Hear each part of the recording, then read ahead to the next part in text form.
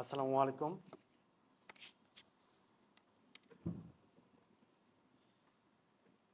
সবাইকে ধন্যবাদ। আমি আলোচনা শুরু করব আসলে একটা উপন্যাস দিয়ে। আমরা যারা নোয়া গর্ডনের একটা উপন্যাস আছে দ্য ফিজিশিয়ান, তো উপন্যাসের মধ্যে আমরা ছোট করে একটু স্টোরিটা বলতে চাই যে রব কোল নামে এক তরুণ, তার খুব ইচ্ছা থাকে সে ডাক্তার হবে আর কি। লন্ডনের যে সময়ে প্রেক্ষাপট, ওই সময়ে তার আসলে ডাক্তার হওয়ার কোনো উপায় নাই। তো সে একজন ইহুদি যে হাতুড়ে ডাক্তার, তার কাছে একটু ট্রেনি হিসেবে কিছুদিন কাজ করেন। তো কাজ করার পরে ওই ইহুদি ডাক্তার একদিন তারে বলে যে তুমি যদি ডাক্তারি শিখতে চাও তাহলে তোমার যাইতে হবে কর্ডোবা, যাইতে হবে টলেডো, যাইতে হবে ইস্পাহানে। কারণ ওইখানে বিশেষ করে ইস্পাহানে ইবনে সিনা নামে একজন আছে যিনি ডাক্তারি শেখান।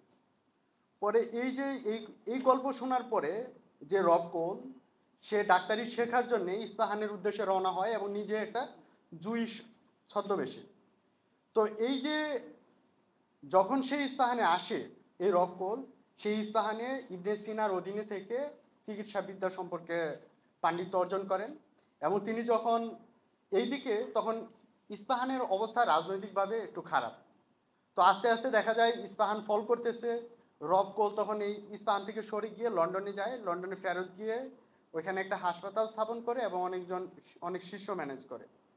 তো এই গল্পের একটা কমন প্যাটার্ন আছে। এই প্যাটার্নটা হচ্ছে যে যে ইউরোপীয় যে রেনেসা, এই রেনেসার সূত্রপাত হচ্ছে আরবদের দিয়ে যাওয়া জ্ঞানী।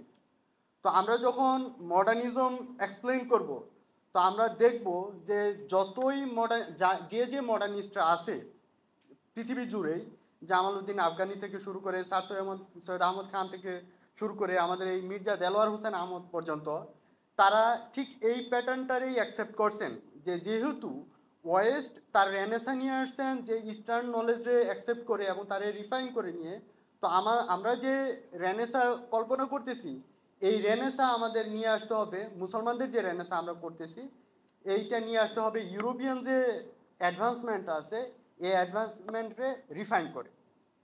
তো আমরা এই যে বলতেছি, এই যে যে গল্পটা, এই গল্পটা আমাদের পুরো আলোচনায় আমাদের জন্য প্রাসঙ্গিক হিসেবে এই কারণে থাকবে যে আমরা মির্জা দেলোয়ারের যুক্তিগুলো বুঝতে তখন আমাদের সুবিধা হবে।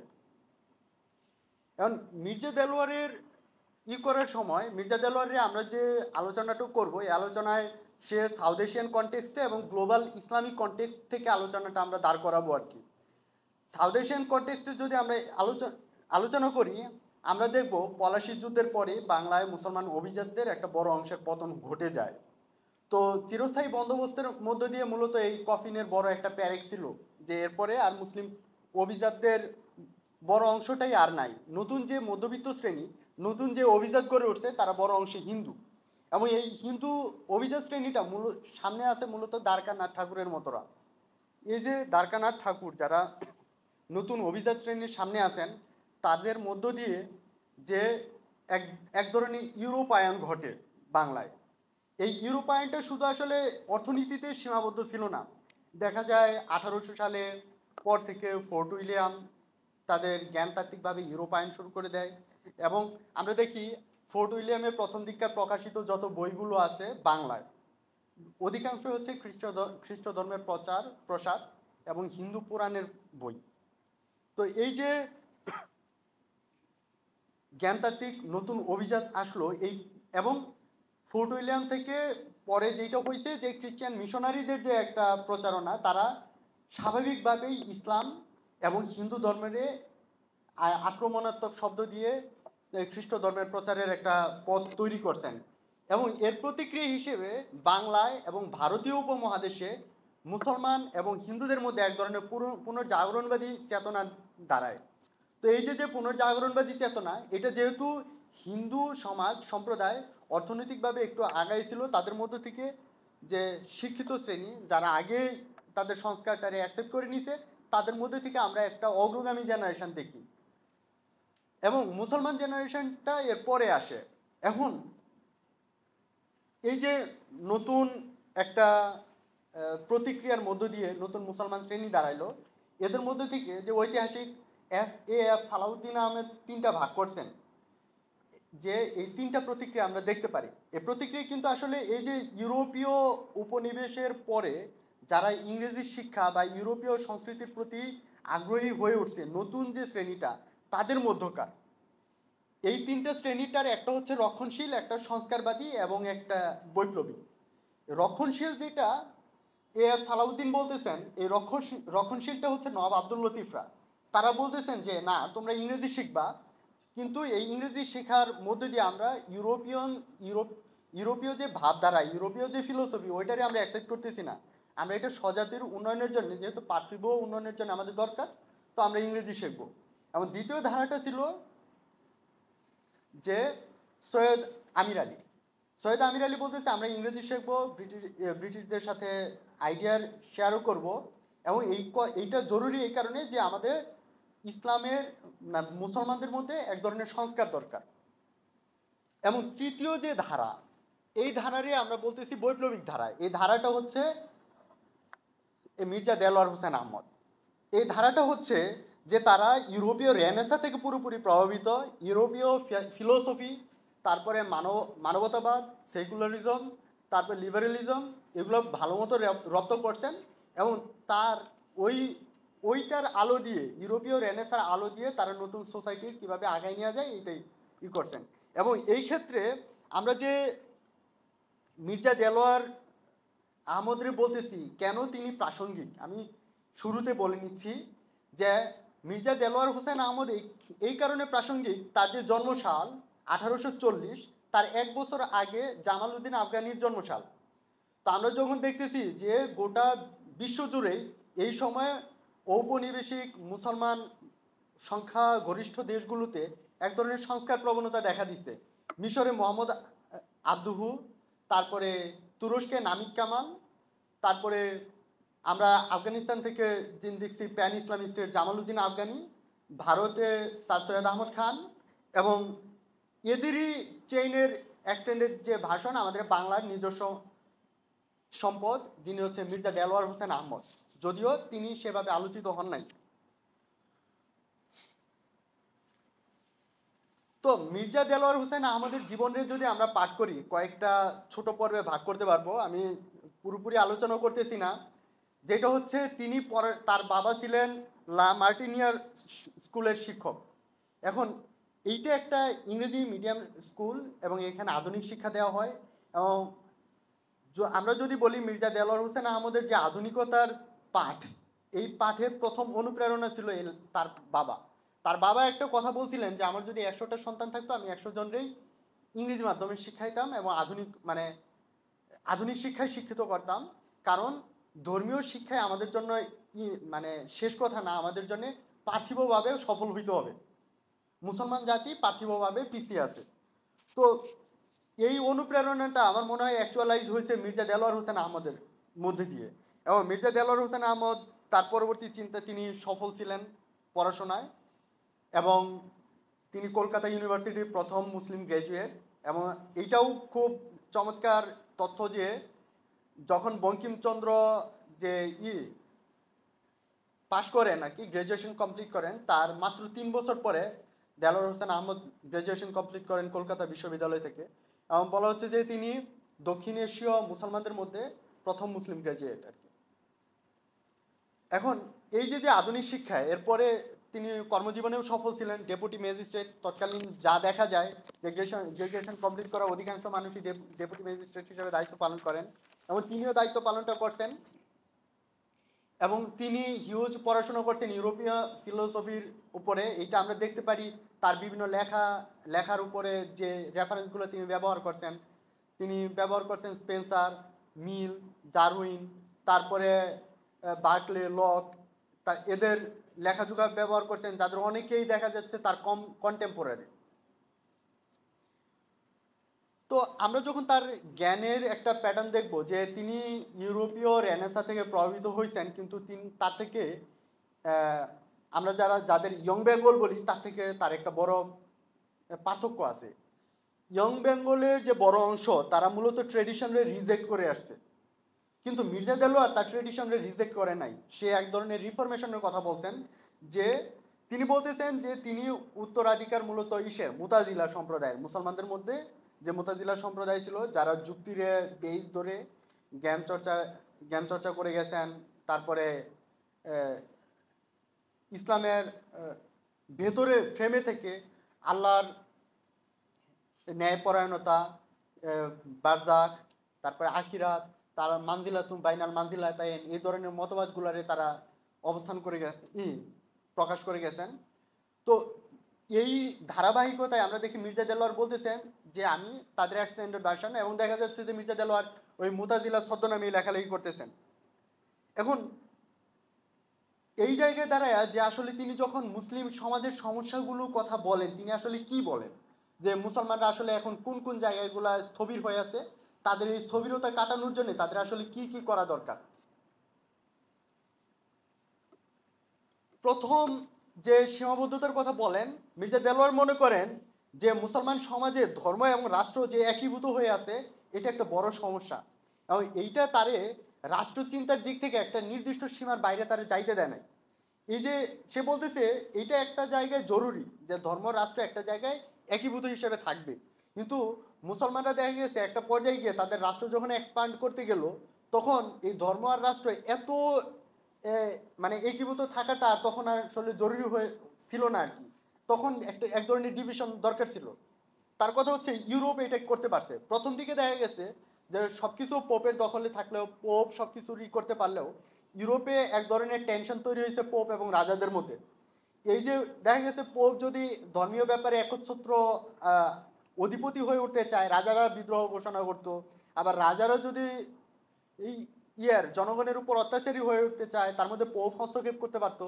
বলতেছে এই যে দুইটা আলাদা শক্তি, যে সমান্তরাল শক্তি, তারা একটা আরেকটারে ব্যালেন্স করে রাখছে, এবং এই কারণে দেখা গেছে যে ইউরোপে স্টেট পলিসি, স্টেট মেকানিজমটা অনেক বেশি ডেভেলপ করতে পারছে, যেটা আমাদের মুসলিম মানে মুসলমানদের স্টেট পলিসি এইভাবে ডেভেলপ করতে পারে না, একটা নির্দিষ্ট সীমায় গিয়ে শেষ হয়ে গেছে। এখন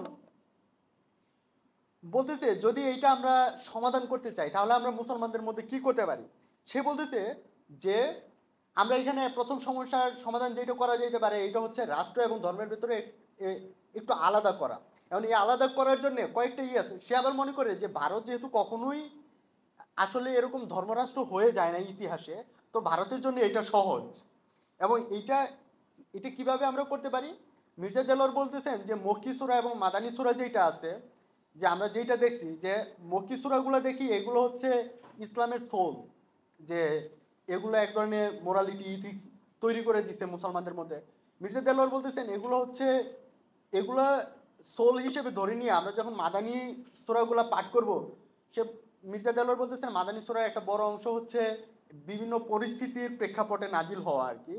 তিনি বলতেছেন এগুলো নিয়ে ইস্তেহাদ করার সুযোগ আছে, যে মাদানী সূরার কিছু কিছু ব্যাপারে যদি আমরা ইস্তেহাদটা মানে রিভাইভ করি মুসলমান সমাজের মধ্য থেকে, তারা এইটা নিয়ে কাজ করতে পারবেন এবং নতুন করে ডিসিশন দিতে পারবেন পলিসি মেকিং এর ক্ষেত্রে। এবং যদি আমরা ইসলামের যে মোরালিটি যেটা নিয়ে কথা বলা হয় না আসলে, এই মোরালিটিটারে যদি আমরা ইস্তেহাদের অপরিবর্তনীয় অংশ হিসেবে দাঁড় করাই, যে ইসলামের যে নীতিগুলোর মধ্যে আমাদের দাঁড় করাইছে যে ইয়াতিম মিসকিন তাদের হক, তারপরে পরিবার এবং সমাজের হক, এইগুলা যেগুলো আছে, বলতেছে যে এইগুলোর উপর যদি আমরা জোর আরোপ করি তাহলে আমরা একটা সুস্থ সমাজ তৈরি করতে পারবো এবং একটা স্টেট পলিসিতেও একটু আগায় যেতে পারবো। এখন সে ধর্মেরও এই দুইভাবে ভাগ করছে, একটা হচ্ছে নৈতিক অংশ এবং একটা আইনি অংশ। সে বলতেছে নৈতিক অংশ তো ধর্মের জায়গায়, এই জায়গায় হাত দেওয়া এইটা তো ইস্তেহাদের জায়গা না।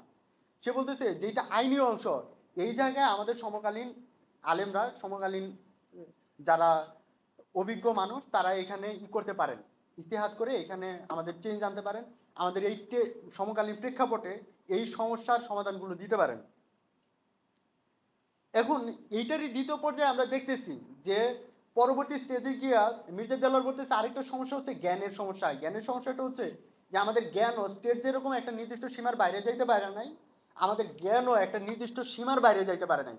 এই কারণে দেখা গেছে যে ইউরোপ আমাদের বাগদাদ, কর্ডোবা এবং ইস্পাহান থেকেই জ্ঞান নিছে, নিয়ে তারা প্রত্যেকটা জ্ঞান আলাদা আলাদাভাবে ডেভেলপ করে নিতে পারছে।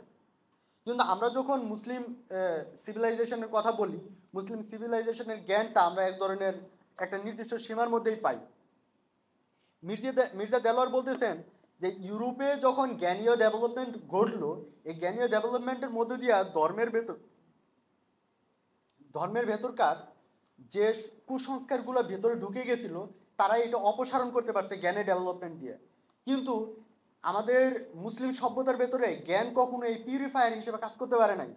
এখন দেখা গেছে যেহেতু আমাদের ক্ষেত্রে শাসক সবসময় একজন হয়ে যায় এবং এইখানে তারা জ্ঞানকে আলাদা করে না। এটার একটা সুন্দর উদাহরণ সে দিছে যে আমরা যখন ইমামতের আলাপ করি, যে আমাদের শাসকের আলাপ করি, এবং আমরা যখন তখন দেখি যে তিনি একই সাথে রাষ্ট্রপ্রধান এবং একই সাথে ধর্মীয়ভাবে প্রধান। এমন বলতেছে যদি একই সাথে রাষ্ট্রপ্রধান এবং একই সাথে ধর্মীয় প্রধান হয়ে যায়, তাহলে ধর্মের সে খুব সহজেই রাষ্ট্রীয় কাজে ব্যবহার করতে পারে। রাষ্ট্রীয় কাজে মানে হচ্ছে তার সম্মতি উৎপাদনের ক্ষেত্রে, যিনি রাজা তিনি তার শাসন কার্যের পেছনে সম্মতি উৎপাদনের ক্ষেত্রে তিনি ধর্মের ব্যবহার করতে পারেন, এবং এই ধর্মের ইটা তখন একটা নির্দিষ্ট সীমার বাইরে যায় না। তো মির্জা দেলোয়ার পরবর্তীতে অর্থনৈতিক সমস্যার ভেতরে আসতেছেন, যে মুসলমান সমাজের ভেতরে যে অর্থনৈতিক সমস্যাগুলো আছে। মির্জা দেলোয়ারের কথা হচ্ছে যে ইউরোপে আমরা যেটা ইংল্যান্ডের কথা বলি, ব্রিটেনের কথা বলি, House of Lords, House of Commons. Mirza দেলোয়ারের কথা হচ্ছে হাউস অফ কমন্সে ততক্ষণ পর্যন্ত মানুষ ঢুকতে পারে নাই যতক্ষণ পর্যন্ত সে গরিব ছিল। তো কথা হচ্ছে যদি আপনি গরিব থাকেন তো আপনি নীতি নির্ধারক হইতে পারবেন না, আপনার অর্থনৈতিক একটা সংস্থান করতে হবে। কিন্তু মুসলমানদের সমস্যা হচ্ছে মুসলমানদের মধ্যে অভিজাত শ্রেণীটা খুবই দুর্বল এবং খুবই অল্প সংখ্যক, বিশেষ করে চিরস্থায়ী বন্দোবস্তের পরে মুসলমানদের মধ্য থেকে অভিজাত শ্রেণীর বড় একটা অংশের পতন করছে। এবং তার কিছু ইন্টারেস্টিং ফাইন্ডিং আছে। আমরা যদি এই সময়কার দেখি যে মুঘলদের পতনের পর থেকে, অফিসিয়ালি পতনের পর থেকে 1858 পর থেকে স্পেশালি যে মুসলমান, যে ভারতীয় উপমহাদেশের যে বুদ্ধিজীবীরা ছিলেন তারা এই মুসলমানদের সমস্যার কারণগুলো খুঁজতেছিলেন। এটা নিয়ে আলতাফ হুসাইন হালির একটা সুন্দর বই আছে, মুসাদ্দাসে হালি। তিনি এইখানে মুসলমানদের অর্থনৈতিক সমস্যা বা কিছু পতনের কারণ নিয়ে আলোচনা করছেন, কিন্তু তার এই আলোচনাটা অনেক বেশি হচ্ছে একজন কবির বিলাপের মতো। কিন্তু আমরা যেটা দেখছি মির্জা দেলোয়ার যে সমস্যার কথা বলতেছেন, এখানকার তিনি একটা সমস্যা সমাধান দাঁড় করাইতেছে। যেমন মির্জা দেলোয়ার বলতেছেন যে মুসলমানরা যারা অভিজাত শ্রেণী আছে, যে অল্প কয়জন অভিজাত শ্রেণী আছে, তারা খুব অপচয়ী এবং তাদের একটা ভোগবিলাস আছে নির্দিষ্ট সীমার ভেতরে, যে তারা অপচয় করতে পছন্দ করে। এবং এইটার একটা সুন্দর উদাহরণ সে দিচ্ছে, বলতেছে ইউরোপেও তো দাসপ্রথা ছিল। ইউরোপের যে দাসপ্রথাটা ছিল, তারা দাসদের ব্যবহার করছে প্রোডাকশনের কাজে। যেমন তারা দাস নিয়ে আসছে আফ্রিকা থেকে, ইভেন বেঙ্গল থেকেও দাস নিয়ে গেছে, এবং আমেরিকায় তারা উৎপাদনের কাজে ব্যয় করতেছে, এই দাসদের দিয়ে তারা কৃষিকাজ করাইতেছে, করতেছে।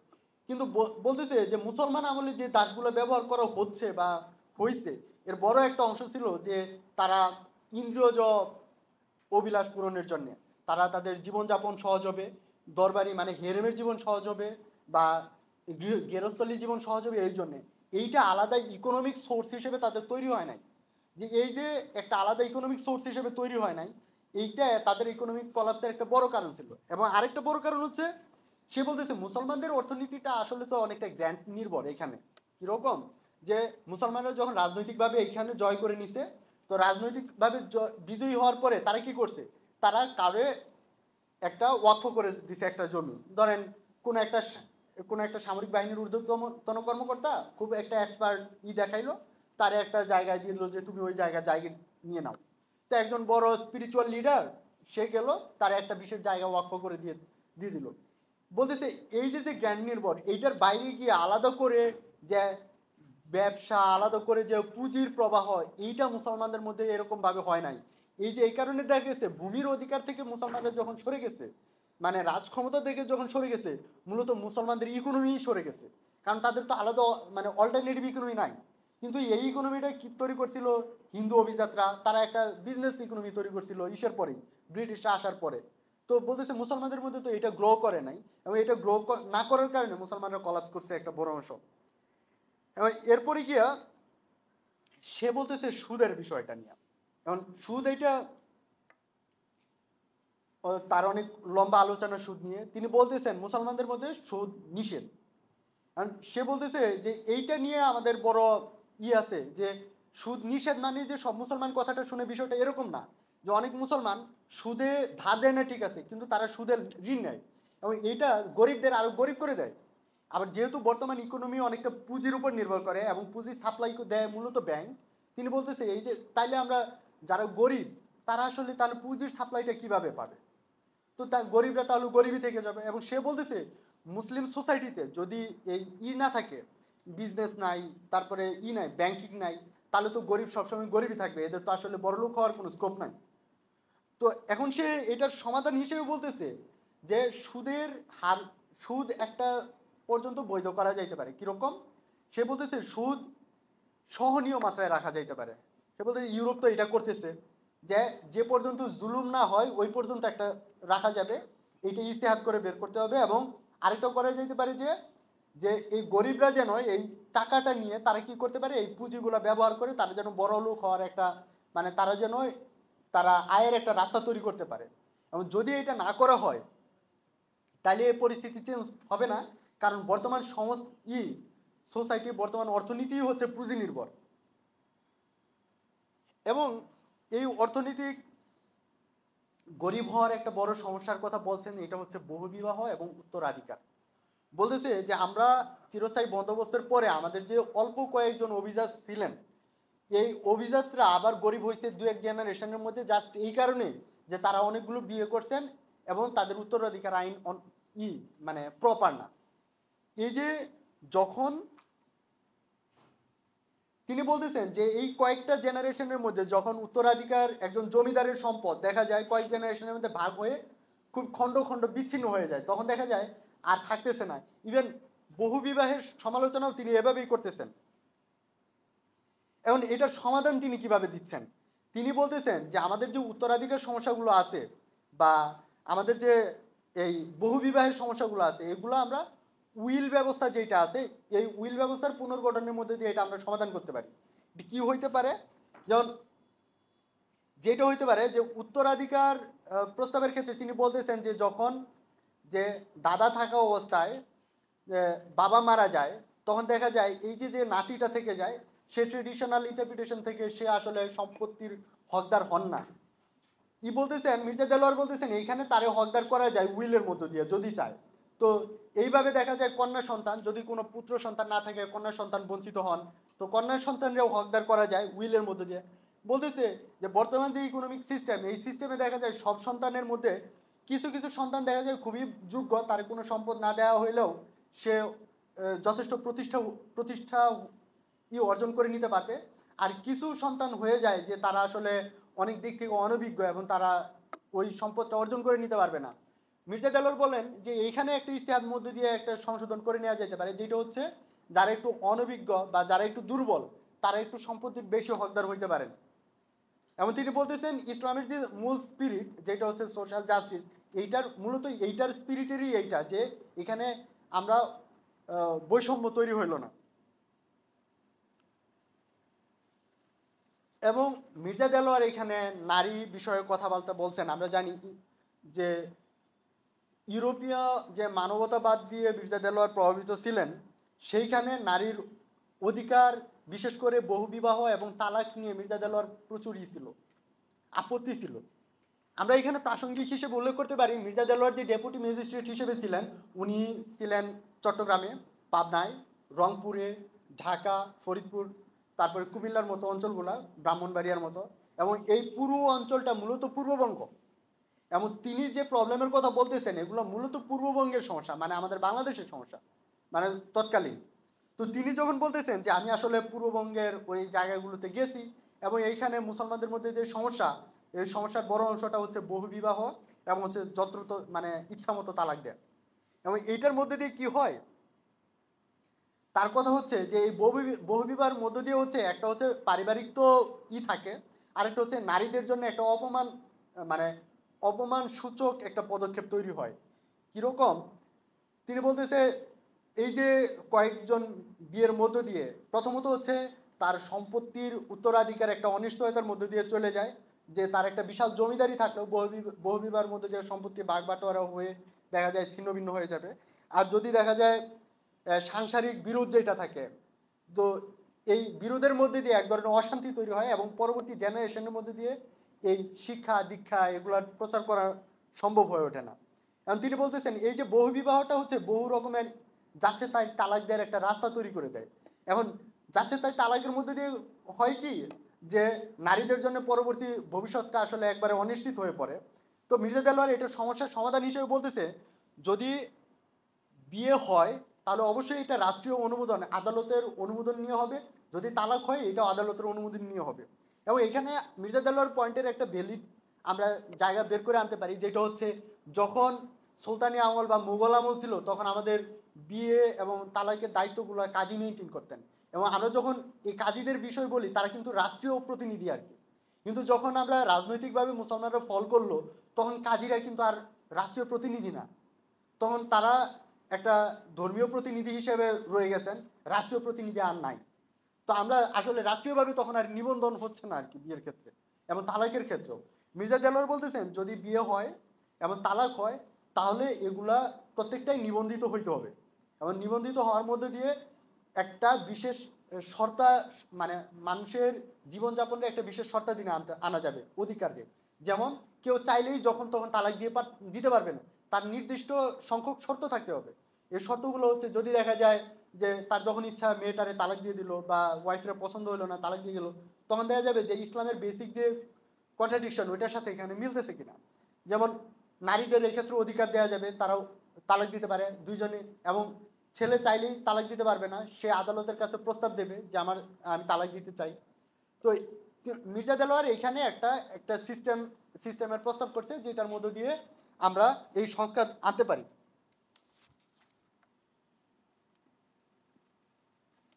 এবং পরবর্তীতে আসছে শিক্ষার প্রশ্ন।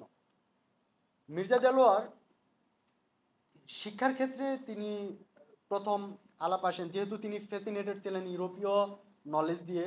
তিনি বলতেছেন ইউরোপ মূলত আমাদের মুসলমানদের যে জ্ঞান চর্চার ইতিহাস এইটারেই তারা এক্সটেন্ড করছে, তারা নিয়ে গিয়ে এবং এইটারে বর্ধিত রূপে নিছে।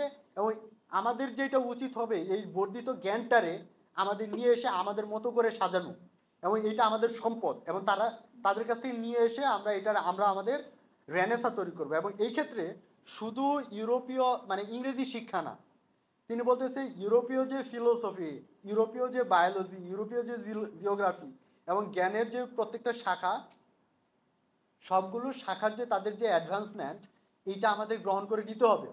এবং এই গ্রহণগুলো আমরা আরও বাড়াই নিতে পারবো এগুলো আমাদের চর্চার মধ্য দিয়ে। এবং এইটা করতে পারলে আমরা কয়েকটা কাজ করতে পারবো, যে ইউরোপীয় ফিলোসফি দিয়ে তারা রাষ্ট্রের একটা সীমানা কিভাবে নির্ধারণ করে দিচ্ছে এইটা দেখাইতে পারবো, এবং তারা ধর্মের সাথে কিভাবে করে আসছে, মীমাংসা করছে বিজ্ঞান এবং ধর্মের বিরোধটারে, এইখান থেকে আমরা শিখতে পারবো। এবং তারা যে ফিলোসফিক্যাল যে দিক থেকে আগাইছে এইটারেও আমরা সমঝোতার মধ্যে নিয়ে নিতে পারবো আর কি। এবং এই কাজের ক্ষেত্রে আমাদের এমন একটা জেনারেশন তৈরি করতে হবে যারা এই জায়গাটারে আগায় নেবে। মির্জা দেলোয়ার বলতেছেন যেহেতু পূর্ব বাংলার ভারতের অন্যান্য অংশের থেকে পূর্ব বাংলার একটা ব্যতিক্রম দিক মির্জা দেলোয়ার সামনে আনতেছেন। এটা হচ্ছে পূর্ব বাংলার যে অভিজাত শ্রেণীটা এটা মূলত উর্দুভাষী এবং আতরাফ শ্রেণীটা বাংলাভাষী। তো এইখানে মির্জা দেলোয়ার যতটা আসলে ইংরেজি শিক্ষা প্রমোট করতেছেন, এইখানে এসে তিনি বাংলার পৃষ্ঠপোষকতা করতেছেন এই কারণে যে বাংলার যে মুসলমান শ্রেণী এই শ্রেণীটারে তো আসলে এত বড় শ্রেণীটারে তো আপনি উর্দু শেখাইতে পারবেন না। তো অভিজাত শ্রেণীর সাথে আদতে বাংলার যে আতরাফ শ্রেণী তাদের কোনো কন্ট্যাক্ট নাই। এই যে তাদের কোনো যোগাযোগ নাই, এই যোগাযোগহীনতার কারণে অভিজাত শ্রেণীর যে আর্ট কালচার এবং তাদের যে সভ্যতার বোঝাপড়া এটা আসলে আতরাফ শ্রেণীর মধ্যে যায় না। এবং এই জায়নার কারণে যে বিচ্ছিন্নতা তৈরি হয় এইখানে, এই বিচ্ছিন্নতার মধ্য দিয়ে তিনি বলেন এই কারণে এইখানে দুদু আর হচ্ছে ইসের মতো মজনু শাহ, তারপরে হাজী শরীয়তুল্লাহর মতো লোকগুলা তারা করে জায়গা করে নেয়। আমরা এখানে ক্রিটিসিজম আকারে দেখতেছি যে মির্জা দেলোয়ার মজনু শাহ, দুদু শাহ, তারপরে হচ্ছে হাজী শরীয়তুল্লাহ ক্রিটিক করছেন যে এই কারণে যে যদি শিক্ষিত অভিজাত শ্রেণী মুসলমান শ্রেণীর করতে পারতেন তাহলে এই ধরনের অ্যানার্কিগুলো হইতে পারতো না আর কি, আরো সিভিলাইজড হইতে রেনেসাঁ আনা যাইতো। আচ্ছা, পরবর্তী যে তার যে সমালোচনা, তার সমালোচনার জায়গাগুলোতে এখানেও আছে যে এই যে অভিজাত শ্রেণী বাংলা শিখতেছে না, এখানে প্যারালাল যে ক্ষমতা একটা তৈরি হচ্ছে যে এইটা আসলে অভিজাত শ্রেণী আর ট্যাকেল দিতে পারবে না। কারণ হচ্ছে বাংলা ভাষার মানে ভান্ডার যথেষ্ট সমৃদ্ধ হয়ে গেছে এবং এটা বড় অংশ দখল করে নিছে হচ্ছে পার্শ্ববর্তী প্রতিবেশী সম্প্রদায়, মানে হিন্দু সম্প্রদায় আর কি। তিনি বলতেছেন যে অভিজাত শ্রেণীরে এইখানে করতে হবে, বাংলার সাথে কানেক্ট হইতে হবে। এখন মির্জা দেলোয়ার মনে করেন যে অভিজাত শ্রেণীর সাথে যেটা যোগ সাদৃশ্য যেটা হয়েছে যে বিভিন্ন সময় শাসকরা যেটা শাসকদের পৃষ্ঠপোষকতায় থাকা যে ধর্মীয় পণ্ডিত যারা ছিলেন তারা একটা কাজ করছেন, তারা হচ্ছে নেটিভ ভাষায় কোরআনের অনুবাদ করতে দেন নাই। এইটা ফার্সির ক্ষেত্রেও হয়েছে, উর্দুর ক্ষেত্রেও হয়েছে, তিনি বলতেছেন বাংলার ক্ষেত্রেও হচ্ছে। তো যদি এরকম হয় যে কোরআন এবং ইসলামের যে মূল টেক্সটগুলা এগুলারে যদি বাংলায় নিয়ে ফেলা যায়, তাহলে ইসলামের মূল স্পিরিটের সাথে বাংলার জনসাধারণের সম্পৃক্ত করা সম্ভব হবে। এবং এই জনসাধারণের সম্পৃক্ত করা গেলে বাংলায় তখন পুঁথি সাহিত্যের মতো যে সাহিত্য আছে যেগুলো আসলে অনেকটাই ফ্যান্টাসি, এই ফ্যান্টাসি ঘরানাটা এইভাবে জায়গা করে নেবে না। তো তখন আসলে ইসলামের মানে যৌক্তিক যে জায়গাগুলো আছে, যৌক্তিক যে শিক্ষা, নৈতিক যে শিক্ষা, এইটাই জায়গা করে নেবে। তো আমরা আরেকটা জিনিস আনবো যেটা সমালোচনা করছেন, যেটা হচ্ছে সমকালীন আমরা দেখছি সৈয়দ আমির আলী এবং নওয়াব আব্দুল লতিফদের মতো যারা আছেন তারা, এবং আরো অনেকেই আছেন মুসলিম যে যারা অভিজাত শ্রেণী যারা সংস্কারক ছিলেন, তারা চাইছেন ব্রিটিশ সরকার যেন মুসলমানদের একটু পৃষ্ঠপোষকতা দেন। মির্জা দেলোয়ার বলতেছেন না, পৃষ্ঠপোষকতার দরকার নাই, পৃষ্ঠপোষকতা বরং এখানে যেটা দরকার হচ্ছে মুসলমানদের স্বাবলম্বী হওয়া দরকার।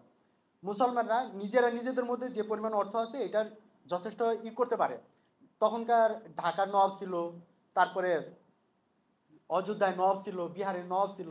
তিনি বলতেছেন এই নবাবরা যদি তাদের সম্পদের সুষম বন্টন করেন, ইভেন মহসিন ফান্ডের কথা বলতেছেন যে মহসিন ফান্ডের সম্পদ যদি শুধু মুসলমানদের পিছনে দেওয়া হয় তাহলেই তো আমরা অনেকটা আগাইতে পারি। আমাদের তো ব্রিটিশরা কবে আমাদের হেল্প করবে, কবে তারা কোন ভর্তুকি দেবে, এটা তো আসলে পিছিয়ে পড়া জাতির এগিয়ে যাওয়ার জন্য কোনো সুযোগ হইতে পারে না। এটা সাময়িক হইতে পারে, কিন্তু আমাদের তো আসলে নিজের পায়ে দাঁড়াইতে হবে। এ কারণে তিনি বলতেছেন যে আমাদের যারা অভিজাত শ্রেণী আছে তারা এই যারা নন অভিজাত যে অনভিজাত যারা আছে তাদের জন্য সহযোগিতা করে এবং এই সামগ্রিকভাবে যেন একটা বিপ্লবের মধ্যে দিয়ে যেন আগায় আসে। এবং এইখানে তিনি সামাজিক সংস্কারের গুরুত্ব দিচ্ছেন এবং দায়বদ্ধতার কথা বলছেন। এখন আমরা মনে হয় মোটামুটি তার যে চিহ্নিত করার সমস্যা এবং তার যে সমাধান দিয়ে যাওয়ার সমাধানের একটা সংক্ষিপ্ত আলোচনা করে ফেলছি। আমরা তার আধুনিক আলোয় একটু মূল্যায়ন করতে চাই আর কি, যে মির্জা দেলোয়ারে যখন আমরা ক্রিটিক করব বা তার প্রেইজ করব তখন তার আগে আমাদের এই সমকালীন কনটেক্সটটা বিবেচনা করা উচিত।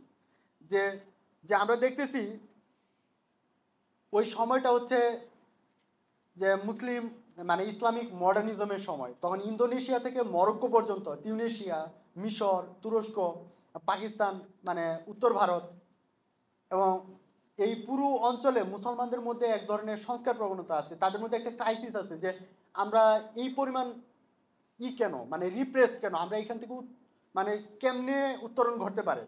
তো তারা এখানে সমাধানের ক্ষেত্রে দেখা গেছে সবাই বলছে যে ইজতিহাদ করতে হবে। এটা জামালউদ্দিন আফগানি বলছে, মোহাম্মদ আব্দুল বলছে, নামিক কামাল বলছে। তো তারা সবাই বলতেছে যে আমাদের ইজতিহাদ করতে হবে। তো এইখানে যখন আমরা দেখি যে মির্জা দেলোয়ার যখন কথা বলতেছে তাদের টোন সেম, এবং মির্জা দেলোয়ার তাদের অনেকের থেকে সিনিয়র। এবং আমাদের এইখানকে আমরা যখন দেখি মোহাম্মদ আব্দুল বা অন্যান্য যে আছে সংস্কারক আছে তাদের অনেক থেকে বয়সের দিক থেকে মির্জা দেলোয়ার মানে তাদের অগ্রবর্তী আর কি। তো এইখানে দেখি যে এই যে ঔপনিবেশিক যে প্রতিক্রিয়া, এই প্রতিক্রিয়ার মধ্য দিয়ে অন্যান্য ঔপনিবেশায়িত যে অঞ্চলগুলো আছে ওই অঞ্চলের যে মুসলমানদের প্রতিক্রিয়া ছিল ওইটা থেকে আসলে বাংলা ব্যতিক্রম ছিল না। বাংলায় তাদের প্রতিনিধিত্বকারী একজন জামালউদ্দিন আফগানি বা একজন মোহাম্মদ আব্দুর মতোই সমান্তরালে আমরা মির্জা দেলোয়ারের পাঠ করতে পারি। তো এই যে তাদের সাথে এখন যদি আমরা কম্পেয়ার করতে চাই আমরা কিভাবে করব? জামালউদ্দিন আফগানির সাথে আমরা যে দেখি যে জামালউদ্দিন আফগানির সাথে মির্জা দেলোয়ার, তারা উভয়ই মুসলিম জাতির চাচ্ছে, উত্থান চাচ্ছে, কিন্তু মির্জা দেলোয়ার অনেক বেশি স্পেসিফিক, যে বাঙালি মুসলমানের উত্থান চাচ্ছে, এবং আরেকটু বড় করে বললে সে ভারতীয় মুসলমানদের উত্থান চাচ্ছে। কিন্তু যে জামালউদ্দিন আফগানি একজন প্যান ইসলামিস্ট, এবং মির্জা দেলোয়ার ব্রিটিশ সরকারের অনেক অনুগত। আমরা যদি দেখি যে ব্রিটিশ রাজশক্তির বিরুদ্ধে তার কোনো আলাপ নাই আর কি, কিন্তু জামালউদ্দিন আফগানি মোটামুটি তার কথা হচ্ছে আমরা মুসলমানদের শক্তিশালী করব এই কারণেই যেন ঔপনিবেশিক শক্তির হাত থেকে তাদের বের করে আনতে পারি। এইখানে জামালউদ্দিন আফগানির চিন্তাধারা অনেক বেশি রাজনৈতিক। আমরা যদি মোহাম্মদ আব্দুর চিন্তার সাথে তার তুলনা করি, মোহাম্মদ আব্দুর অনেক বেশি তার ধর্ম এবং সমাজের সাথে জড়িত। এই ধর্মীয় সংস্কার, ইস্তেহাদ, কোরআনের ইন্টারপ্রিটেশন, নতুন ইন্টারপ্রিটেশন, তারপরে আল আজহারের সাথে তার বোঝাপড়া, এগুলো নিয়ে দেখা যায় মোহাম্মদ আব্দু অনেক বেশি ধর্মের পুনর্গঠন, মানে ইসলামের ধর্মের পুনর্গঠনের দিকে একটু বেশি মনোযোগী।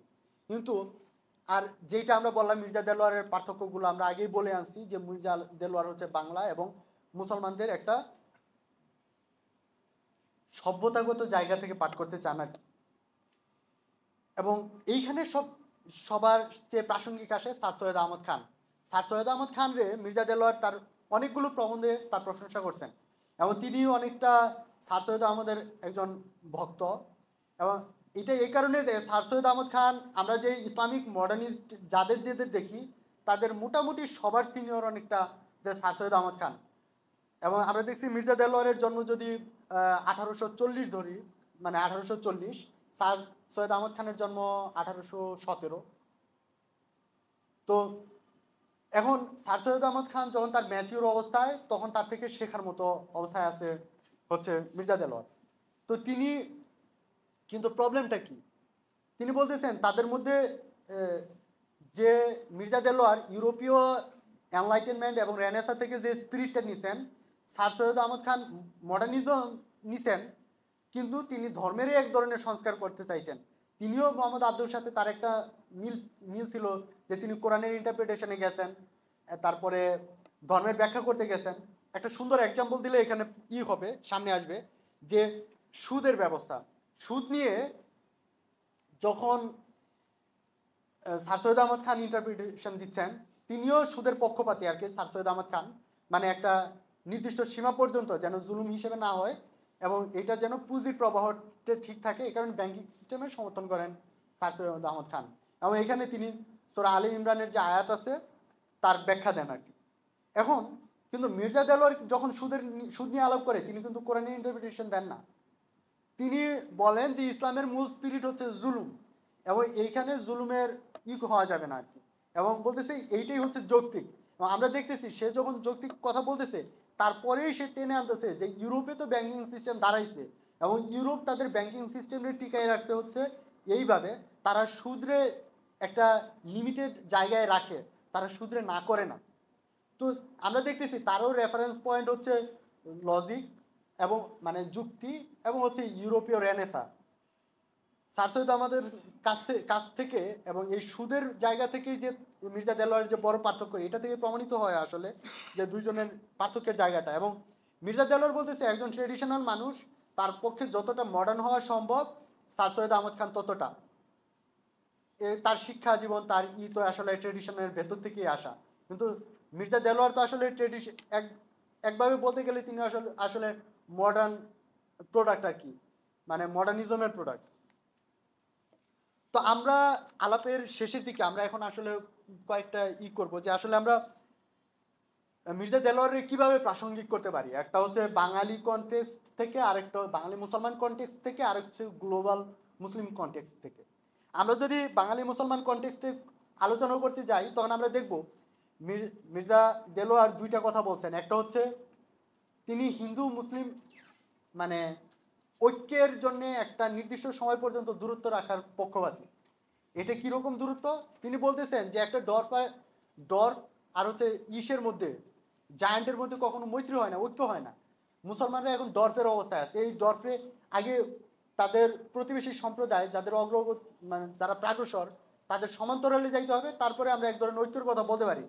এই যে মুসলিমদের স্বাতন্ত্র চিন্তা, এই মুসলমানদের স্বাতন্ত্র চিন্তায় পরবর্তী মুসলিম যে রিফর্মাররা ছিলেন তারা এটারে পিক করছেন। এবং আমরা দেখি 1947 সাল পর্যন্ত বাংলার অঞ্চলে এই মুসলমানদের স্বাতন্ত্র জায়গা, মুসলমানদের স্বাতন্ত্র ভোট, মুসলমানদের স্বাতন্ত্র অধিকার, স্বাতন্ত্র প্রতিষ্ঠান, এগুলোর পেছনে কাজ করে গেছে। এবং এই যে বাংলা ভাষা নিয়ে মির্জা দেলোয়ারের যে আলোচনা, যে বাঙালির স্বাতন্ত্র, এটা নিয়েও পরবর্তীতে আমরা দেখছি বাঙালি জাতিগোষ্ঠীর এই রাজনীতিটা হয়েছে 1971 সাল পর্যন্ত। তো এখন এখানে যে এই বাঙালিনেস এবং মুসলিমনেস, এই দুইটার যে কন্ট্রাডিকশন আমাদের এখানে দাঁড় করানো আছে, এই দুইটা পরিচয়ের পিক করে আনছেন মির্জা দেলোয়ার অনেক আগে। এবং